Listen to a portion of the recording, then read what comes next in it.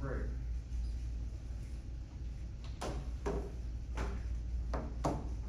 Getting out of town? You getting out of town?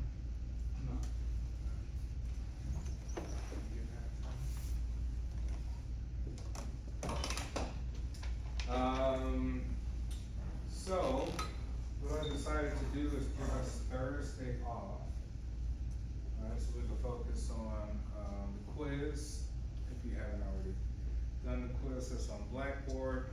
You know, there may be some people who are leaving town that needs to get out there early for schedule reasons. So how does Thursday sound? Anybody opposed? When you say quiz, is it like a midterm quiz or like a chapter? Well, the quizzes for chapter 6 and 7 kind of counts as a midterm. Yeah. Anybody opposed? Well, we got one person opposing right here, huh? You wanna stay in class?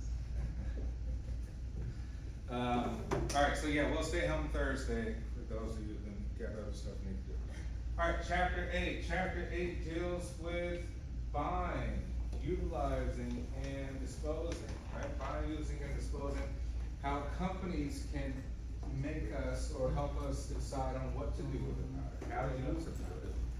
Little beacons of communication, putting signals out there to make us react or respond, kind of navigating us. We'll look at some digital assets, how we move from physical stores, retail environments, different ways to shop, to digital stores, platforms, and how we are now sort of kind of the Uberization of consumption, a shared economy, meaning that now we share cars, we share vehicles to transport people, right? We share social media platforms, right, to help market, right? We share to a degree in how that benefits everybody, the consumer and the corporations as well too. We'll also look at some ethical implications for disposing, right? Carbon footprint, environmental footprint, how that all plays into a factor on post-purchasing behavior. What do we do after we use the thing? How do we discard it, dispose of it? And what do we think about that? So in this chapter, we'll explain the factors that influence consumer shopping experience during each phase of the purchasing process. Describe how the virtualization of shopping increases our reliance on digital assets, and summarize the growth of the sharing economy. We'll talk about climate change and then maladaptive consumer behavior that can occur in the purchasing using the phase, right? We'll also look at dissonance, how our ideals for a product or buying something usually doesn't equate to how we feel after we've had it, right? That sort of disconnect. The shopping experience, right here is showing an individual looks like he probably just bought a new car, right? So we say, hey, buying a new car used to be quite the hassle, right? You could drive to a dealership, you could find the right dealership. You felt that the salespeople were a little bit aggressive, right? You felt they're kind of shysty, right? You felt like you're kind of being scammed back in the day, right? By these dealership salespeople. But now we've changed. You say, hey, now we can buy a car predominantly online, right? You can go to CarMax, right? You could go to CarMax online, put in all your information, have everything ready to go, all the paperwork ready to go. You might be able to e-sign the paperwork on your phone, right? Get ready to just pull up, have a few interactions, and be able to have your car ready to go, right? So, car buying has been changed, right? So we say it's more probably a better experience than it was before. It used to be an all-day experience to get in a car. Now it's a little bit more efficient. Shop till you drop. The consumer's choices are affected by many personal factors, and the sale doesn't end at the time of the purchase, right? So we're looking at pre-purchase, the actual purchase, and post-purchase experience. Right, pre-purchase, are we buying for utility, or are we buying because of pleasure, right? We think like, oh, I'm out of bread, I need to go buy some bread. I need bread, I need bread. I need some eggs, I need eggs. I I need some household items, I need that. Or do we just come across something randomly like, wow, that sweater looks really cool, right? Those shoes, look at those shoes. And I saw that on the commercial yesterday, I wonder how much that goes for, I wonder where they sell that at, right? More hedonistic, right? Pleasureful seeking shopping situation. Is this blocking your view? I was wondering, is this blocking your view thing? Are you good? Just a little bit. You move it over a little bit.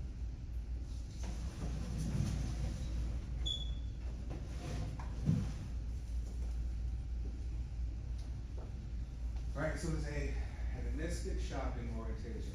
Then we got the purchase. To say, hey, we go into a store, the store has a design to it. How was the design implemented? What was it trying to evoke with this design? Was it comfort? Is it designed in a way to make you want to purchase certain things? Think of a grocery store, right? Grocery store, the perimeter is kind of necessary things. Fruits and vegetables around the perimeter of the store, right? Say fruits and veggies, and you come back around, there may be like a hot food section that you can eat that day. It could be a bakery for baked goods. And it's all kind of designed around the perimeter of a grocery store, right? And then in the middle of the aisle would be canned goods and boxed goods for somewhat kind of more specialty items that are not absolutely necessary, because say more healthier or necessary things that are on the outskirts. And then you get these frivolous sort of compulsory items by the checkout. Candy, gum, things of that nature. So by the time you check out, hopefully you make an impulsive buy because we've conditioned you already to purchase some things. So to add one little tiny thing, small things at the front, may incline you to say, why not just add on another Snickers bar to that, right? So it's designed in an effective way. So we say it has a particular sort of atmosphere. Think of Dunkin' Donuts versus Starbucks, right? You don't see people in Dunkin' Donuts doing their homework from college. You don't see people put their laptops out at Dunkin' Donuts connected to the Wi-Fi. Right? Why? What's the design element in Dunkin' Donuts to try to kind of prevent that, since that's not their model? What's the atmosphere, the design atmosphere in Dunkin' Donuts versus Starbucks? Personally, because I work at I feel like it's really bright in there, Yeah. and like, I mean, it's not like, it doesn't feel like a warm, comfortable setting, like, they have music, but it's just not like vibey music, it's just like, you go in there, you grab your drink, your food, and then you're out, you know? Yeah, you say, hey, it feels like a hospital, it feels sterile, it feels like it's a classroom, to be quite honest, right? But if we went downstairs, remember to the big, hall downstairs, you're like, oh, it's cozy down there, it's nice, some dim lights, right? A little bit different experience, yes. As opposed to that, Starbucks, the lighting is very low key. It's almost a bit dark in there, which kind of gives you an atmosphere of I can kind of just go in here, I can focus on my task. And the music is kind of like there, but it's very much in the background. You don't notice it unless if you're really trying to think about it. And it's very quiet, calm.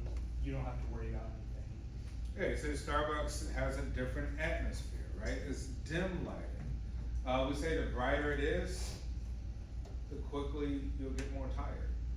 Starbucks a little bit dim, you sit in for a long time, you do works, right? Because not that many photons are coming into your eyes to make your eyes bless you. Thank you. It has different type of seating, different type of furniture, right? Just how different type of appeal. Dunkin' Donuts tried to change, right? Kind of had this little barista kind of ambiance to it now, right? When you go up, it has the little machines where they kind of use it like a bar. So they're trying to optimize a little bit of the Starbucks approach without losing their brand sort of image. Point of purchase stimuli and the salespeople. So we say, hey, who are the people involved in the process in the environment? Is it some salespeople who are casual, just walking around? Can you identify who they are? And what are some stimulus things near the point of purchase. I know at any store, you know, you put small little trinkets of items like the grocery store near where you actually buy, so you can just add on one little tiny thing. Post-purchase, expectancy disconfirmation, right? You're like, well, you know what, this is not what I expected, right? I tasted it, didn't taste what I thought it would taste like. I tried on the clothes, it didn't feel how I thought it would feel. I have some sort of, disconnect between what I, expected, right? That comes along with the dissonance, meaning that, hey, you sort of had some sort of value with how you thought you would feel, but now you feel that it doesn't meet the expectations to a degree. Hedonistic shopping, right? We say gratification seeking, right? Instant gratification, TikTok shop, right? Temu, right? Shein, very small things. They spin a little wheel on Temu, you get rewards and coupons, right? It's all on purpose, so that you can buy more stuff impulsively. Add on something, an extra $3 and you'll get 15% off. I'll just buy something impulsively for $3 that I don't need, right? Idea shopping, right? Shopping just out of sitting around thinking about ideas. Adventure seeking, buying experiences, right? We go to places where we purchase experiences. Has anyone been to, what is it, the Go Fly or Fly Chicago? Downtown Navy Pier? The flyover? Yes, that's the one where you fly over, the immersive, not iFly, that's the one where you, I thought that's what you're talking about. I mean, I've done it, I forgot what it's called, the flyover. Anyone ever did that? Oh, it's awesome, you should try that, it's Navy Pier. So basically, you go into this room, huge room, got a screen bigger than an IMAX screen, you sit into these chairs, and they put you over like the banister, so you're literally hanging like a roller coaster, and then you use like a 3D immersive experience, you fly over all Chicago.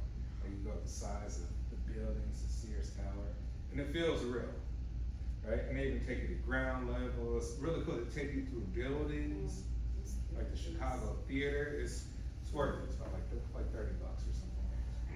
Worth it, but anyway, adventure seeking, right? Like, hey, I wanna buy a cool experience. Social shopping, going out as a group and shopping together, right? Something that sort of, brings some pleasure to us. Role playing and value shopping, right? Role playing can mean like, hey, we're buying to be something, right? We want to represent ourselves as something. So maybe we buy clothes that look like a certain subculture so that we can convey that.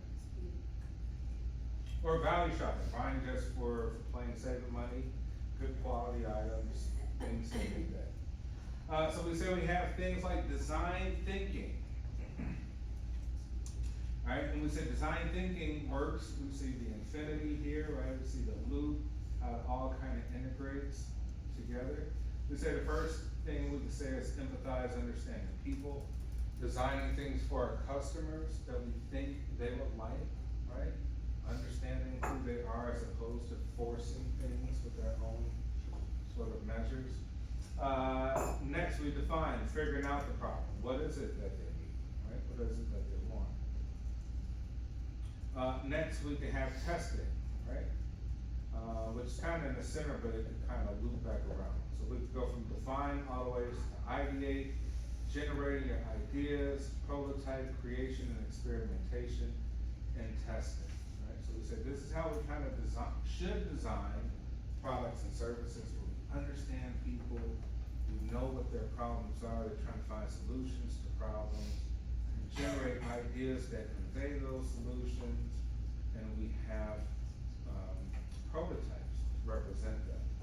Right? And then we test and we refine. We test it, we didn't get it right the first time, make it a little bit better the second time go around and keep improving to a degree. Going to the Gemba, we kind of look at this as maybe the university's lunch hall, right? How things are situated. Are they situated in a way that's convenient, economical? Are they situated where it's environmentally friendly? Do people access things quickly? Are things in the right place where they should be? Or are things things too far apart to make it sort of a negative experience. So here we say, hey, put bags down and then enter, right? Step one. What are they saying? Can't see the bags, go get them, so maybe you have to go back. Two, let's just say we could rearrange this, right? We come into the cafeteria, here we get our trays, we pay, we get our trays, we get our silverware, then we go get our food, right? Food first. Next we get beverages. Here they have it where you pay after the fact, but maybe, you know, here we would pay before the fact. If there was a different sort of layout, we would say, hey, we could have ended up here and need silverware. Now we gotta go all the way back to get it. So there has to be signage here, right? Something for everyone to know that you can pick up the trays and silverware to make it more convenient. And then next we have our trash, right? Is the trash available to you induce the behavior to make people actually throw away the trash, or you induce the behavior to make people leave the trash on the table? Is the trash bins close enough so it makes it easy and convenient to people to toss things away, right? Which saves time, energy, it saves time for the staff, it just makes everything efficient, right? So our design elements need to be very integrated in a way to make it a pleasurable experiences for both the people that work here, right, and the people that come to shop. Retail themes, right? Imaginative environments that transport shoppers to fantasy worlds. Can you think of any companies that you feel transport to a fantasy world and that kind of makes you want to shop there and buy stuff there? What's the picture think of? Like Lego. Hmm? I said like Lego. Lego, right? The Lego store, right? Or an endless amount of things you could put together with the various amount of Legos. It's like literally unlimited to the point, right? It's just limited to your own imagination and creativity, yes.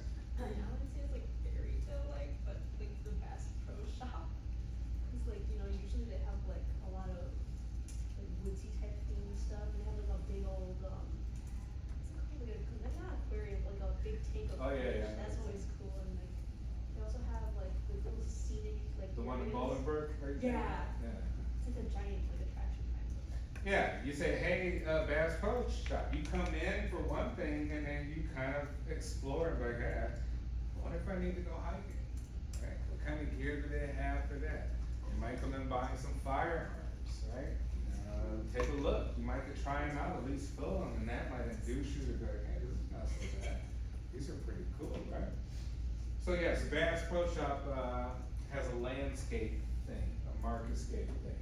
Can you think of anywhere else? Yes. Hollister, it's like always like beach vibes there. Or like, you know, before it used to be like the men cologne, where like you smell and you're like, oh my god, it's. Yeah, it smells really good. You're like, hey, you know, creative, push the scent out into the environment to make people want to come in, right? Not just have a visual stimulus, have a sense of stimulus dealing with smell, olfactory senses, right? So, Abercrombie and Fitch, Hollister Abercrombie used to push out this Fierce cologne, which I like, it's one of my favorite colognes.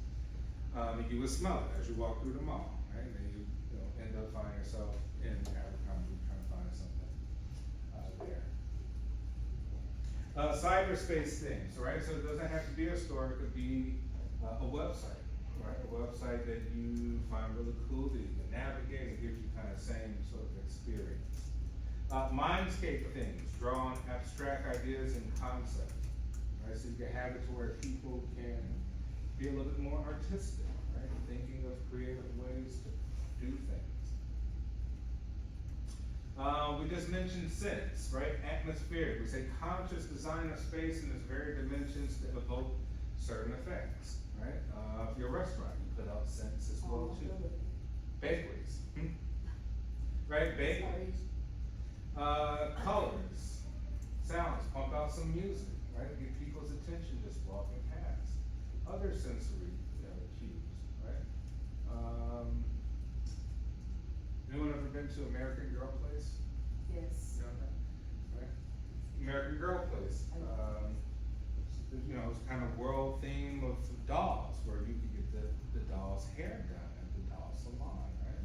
Take the doll to the doll hospital, if the doll you own injured itself or something, broke or something, right?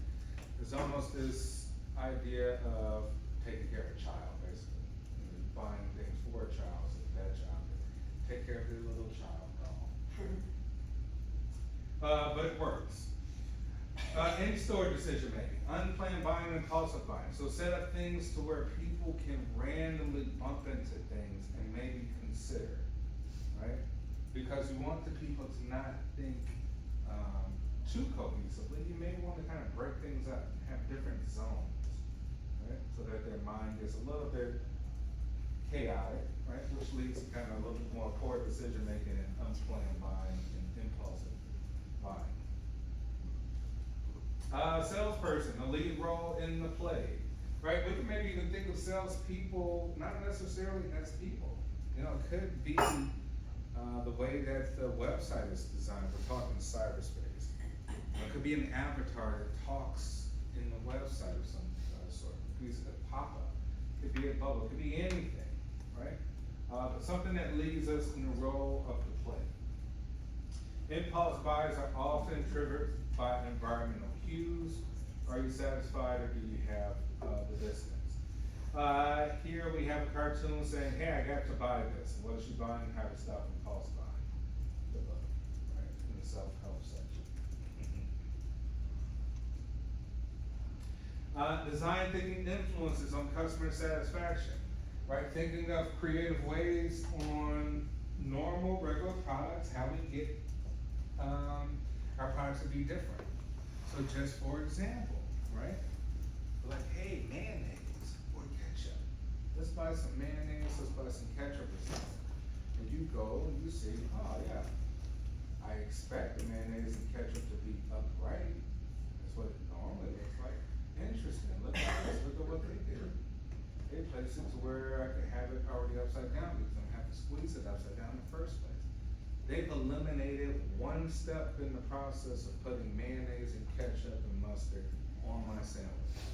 That tiny little difference might stick out and make this purchase more frequent than this one, right? Because it says kind of an unconscious thing. You're like, oh, we're gonna flip it over, right? This is creative. Well, how come they didn't think of that, right?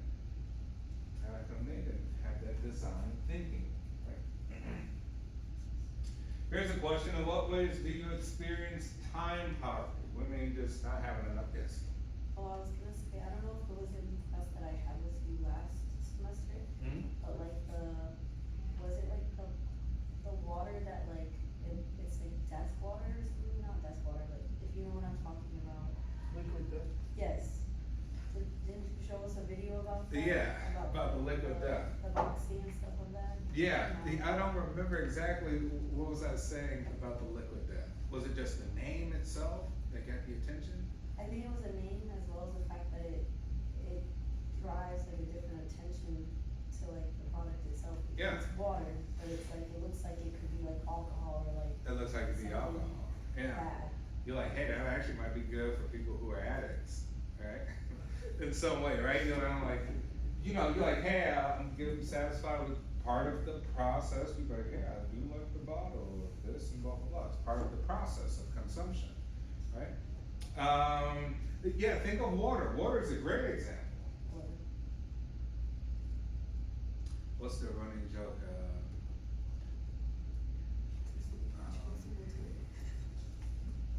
I forget the joke. But it has to do with bottled water. Oh, one of the greatest scams in life is bottled water, right?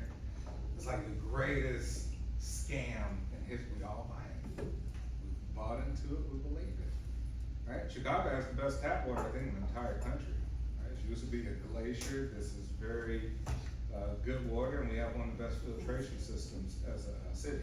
Now, if you live in the suburbs, maybe there's an argument to be made, but you could buy a filter. Say, buy a filter, put it on the faucet, or if you have one of those refrigerators where you can get filtered water, or you can go buy thousands upon thousands and thousands of plastic bottles of water in a year, right? But even still, think if we wanted to start a bottled water company. How do we get people to do it? How do we stand out versus all the other bottled waters? Open up. Scented water bottles. Scented water bottles. They have something like that already where like you drink the water, you put the thing on the top. What is that bread? I don't know if y'all know what I'm saying. Circle or something. And you drink it and you can smell it, so it tastes like what it smells. But scented water bottles, that's different. Yeah, interesting. You think scented water bottles is a good idea? Let's start a business, guys. What do you think? Downsides to it, pros, cons?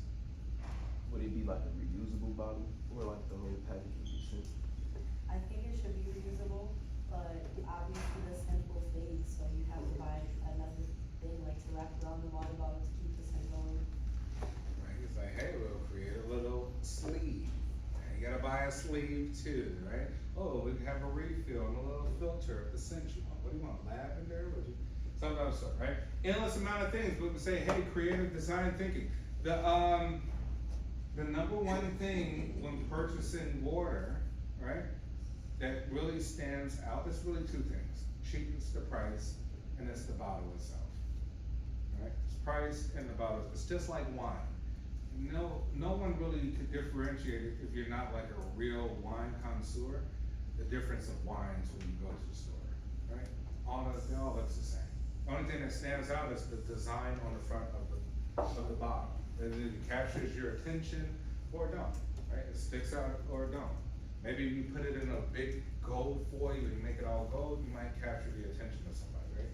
Stimulate them. I think Voss, I drink Voss water, but I think this is the coolest design for water. For a bottle. May not be the best water. I think Evian, for me personally, I like Evian water, but the bottle itself is the coolest. So do you buy it for the design? It's a big part in the process, yeah. Cause I say it meets where I want it to meet on design, price, and taste. If it tastes like crap, I won't buy it. How much is it? I'm just curious.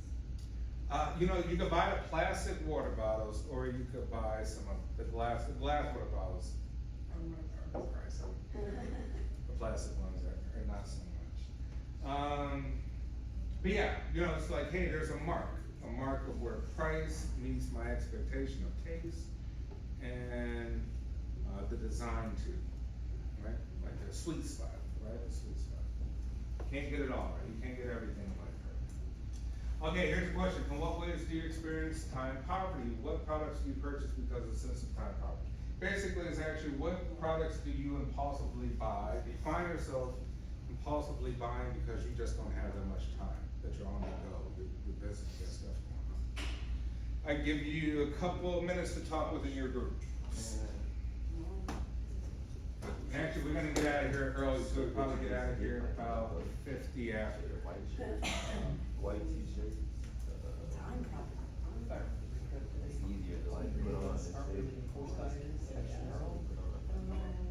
Which I think is a great question for What is us. the question? What are we answering? No, it's I think the last time I impulsively bought something was Especially for guys. when I was at Target Candy. a month ago, and I really didn't want to be there, but I needed to get the case testing, so I was there, and I was like, So it's in the like when I see let me it, grab some chocolates on the way out. Feel I agree. a little bit You better agree? I'm not in your group, but I about agree. having to make the trek. I'd say like portable chargers, cause you don't have like time to charge it. That's also true. And a lot of cars don't have like an outlet. Yes, it is. Water on that list too, shit. Gotta have water. Glass of water, yeah, every time you need a little. Say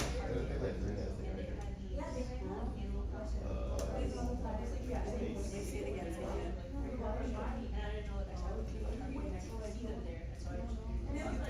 You need some butter, butter?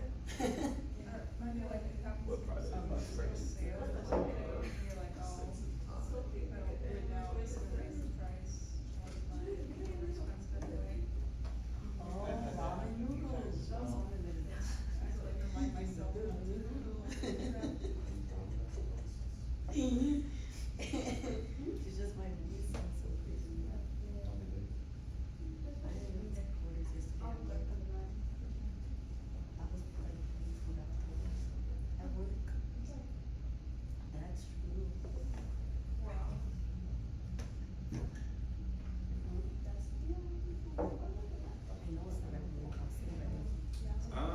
okay, let's see, what were some of your thoughts, Amazing? I said that, like, I experience time poverty when there's like a sale going on, and it makes me feel like, oh, if I don't buy it now, it'll go up in price by the time I want to buy it. There's a little bit of FOMO, you're like, oh my gosh, there's a sale right going on, if I don't buy it right now, I'm gonna miss out.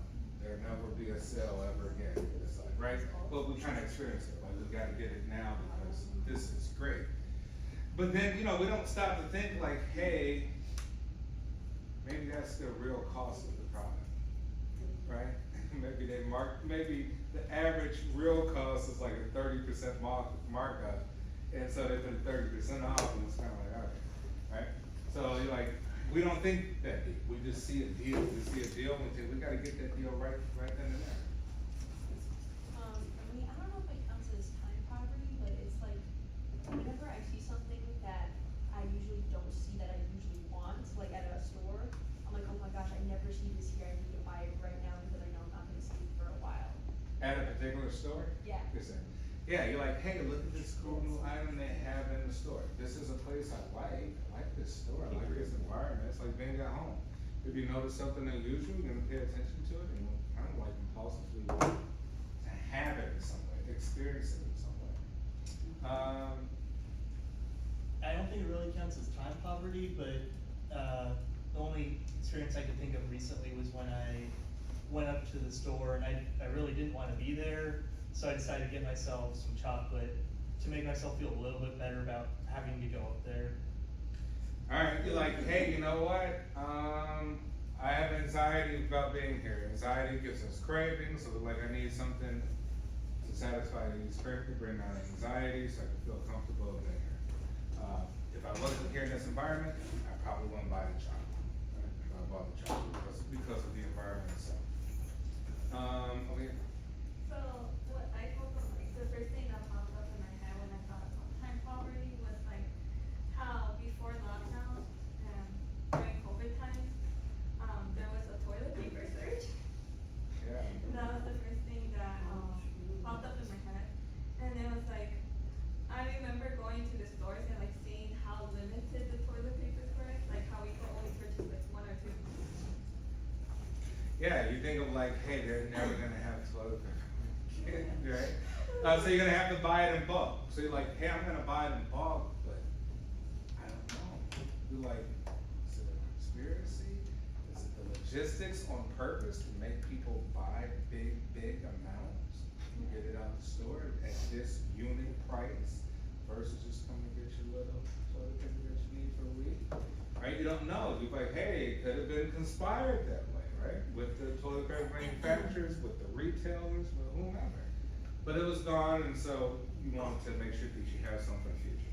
Okay. Yeah. I was thinking the same thing, cause in those times, in COVID times, I was still in Mexico, so it happened the same thing, there was not toilet paper anywhere.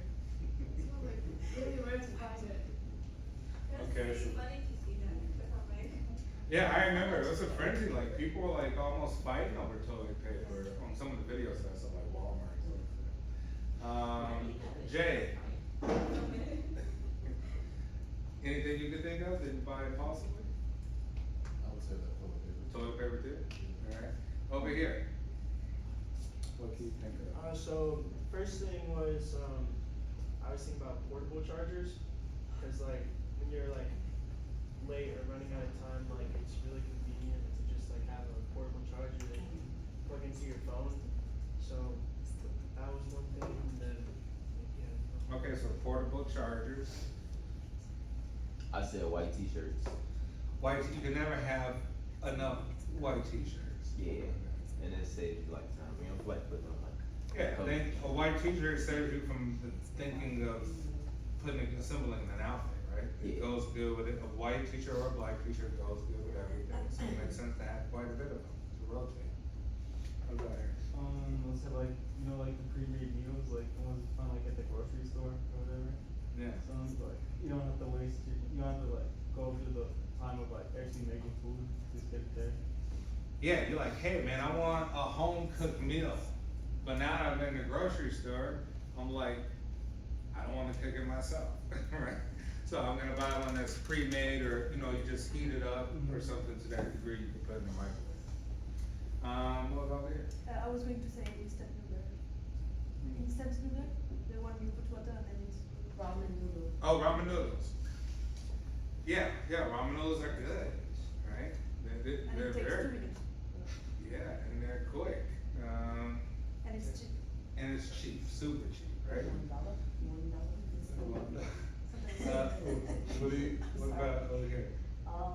Well, I said like energy drinks, because, you know, people go crazy for the lemon juice and cup of coffee. And then, for me personally, if I'm in a rush and I need anything, I'll just go buy like a bag of chips. But, like, what other people were saying, like, with sales and stuff, like, they had a sale for like the school store, and I bought this shirt, and I thought it was $4, but it was $4 off. It was $4 off. Yeah, but I like it, so it's okay. Good. Yeah, you think of things that boost our energy. You're like, man, I need a quick boost of energy, but I know if I eat this candy bar, if I drink even coffee, it's gonna do the job for X amount of time, and then I'll have a crash, right? My glucose level will drop, and I'll feel lethargic and tired, I'm gonna take a nap, blah, blah, blah, right? So it kinda has an adverse effect. What were you gonna say, something else? Oh no, I was gonna say candy too. Yeah, candy, like, hey, it's gonna work, it's gonna do the trick for a little bit, but that crash is gonna give you itis. You know, you feel like one of those things.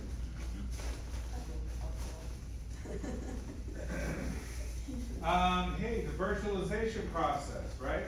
Increases our reliance on digital assets. Digital assets, bless you. So we say, hey, get rid of the people at McDonald's. Try to eliminate as many people from McDonald's as possible. Put together kiosks. And put the app together. Make it, try to induce the behavior for people to order food before they show up to the drive-thru or the checkout stand. Try to change their behavior. Some people are resistant. Well, you know, I'm going to order if I want it hot, I want it freshly made right there, right? I want to show them food is cold. Well, how do we do it? Give them rewards if they use the app. In-app purchase, right? Or app-only deal that you can get. It means only get used in that app. So therefore your behavior, if you use the app instead of going in the store, talking to a bunch of people, making orders, right? They're trying to save money.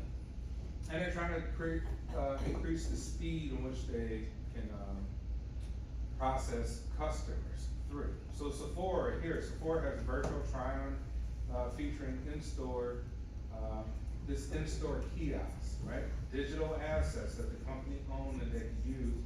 Like, hey, when we put my face up here and try different shades of blush, right? Try different makeup features and see what it potentially could look like on my face. Like, wow, that's pretty cool, right? Instead of you having to actually go get a sample that we gotta give you of the product, wasting our sample product, talking to somebody at the thing, right? We could just use virtual or digital assets to satisfy that, right? Might work out better. You may not wanna talk to nobody. You may wanna spend time, maybe you're so used to doing things with tablets and phones, that might be your preferred method. Some people may still be old school, right now, I wanna talk to somebody, I wanna talk to a human being. I wanna try it on physically. E-commerce in the digital world, beaconing, right? We say from bricks to clicks, shopping apps and in-store tech, things that could pop up while you're shopping in that store. There's no surprise that when you go into a lot of these stores, you only get one little tiny bar on your phone. Like, why is my signal so bad? They block your signal, that's why.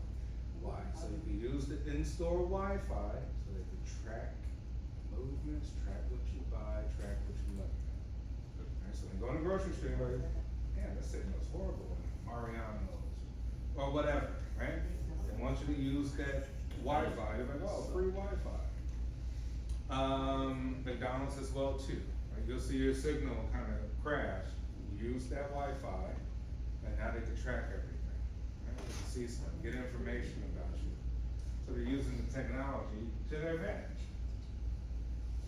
Other stores can kind of even expose different things as you move through the store, like, certain zones and areas that you like. There's things like digital currencies, right? We say, they call it points, rewards, digital dollars of some sort. It's to give you the idea that we're actually putting money in your pocket, right? Thinking, not really, but maybe we change the name, people have that concept, that that's true, right? So digital currencies. Let me see, what is this? I'm not sure what that is. Okay, and then lastly, before we get out of here, sharing economy. We said we've collaborated, we've Uberized the entire consumer, not the entire, but most of the economy, right? We say, hey, do you wanna wait for a cab somewhere, or do you just wanna order a cab off the phone, or Uber, right? Well, the only way you can get it quicker is to have more cars on the road. How do you get more cars? Have people get the ability to use their own car and sign up to be an Uber driver, Lyft, right? Ride sharing. So we share with driving. Hey, how about Airbnb? Let's share your home. What kind of home do you want? Well, I want to stay in a place, a full house by myself. I don't need all that. I'm just here traveling through. I need a cheap room. So I'll stay in a house where it's just a room, but the family's still another room. It's cheaper. I'm here, who cares? Right? Something of the sort. You're like, hey, there's something for everything. We're sharing almost everything to possibility. I don't know. Any platforms where people are renting clothes? Renting clothes is, what? Are people sharing clothes? Are you I know some sites with a return policy for renting. But think about that. I don't know. Could be a thing. Right? I mean, you could rent suits and tuxedos, right? Like, oh, I'm going to the ball, to the gala, to the Oscars or something, right? I want to own a tuxedo, it costs $3,000, but I want that awesome Gucci tuxedo. I'll rent it. We think of even cars, right? Like, we see the gold digger pranks. But the dudes are, they're renting their cars, right? You don't own a Ferrari, you don't own a Lamborghini, you don't own a Rolls Royce, but you can rent it, and you own it for the day, and maybe that's all that matters. You go to Miami, rent you a cool car, try to, look cool, and it works. So there's sharing economy, things like Turo, as well too, in Zipcar. What is it for? Zipcar is kind of like Turo, where you can rent a car, but it's city cars. Like, usually they're spread all through the city where you just go pick them up from a particular location. A lot of times the city owns the vehicles, and they'll be located near like the train stations or bus places to make it convenient, and you drop them back off at the same spot. All right, last question, real quick before we get out of here. Hey, what are some items that you share with your peers? I give you 3 minutes. Think of some items that you share. Oh, you're so sweet. You share your heart with me?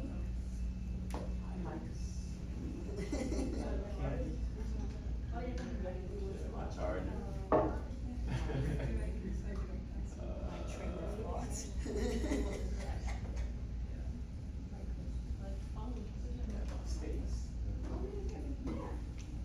What are some, and then maybe think what are some things you absolutely would not share with your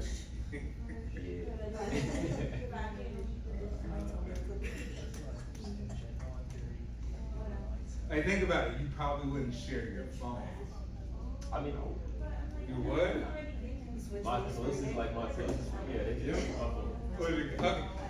You like, hey, I'll share it Yeah, with my cousins.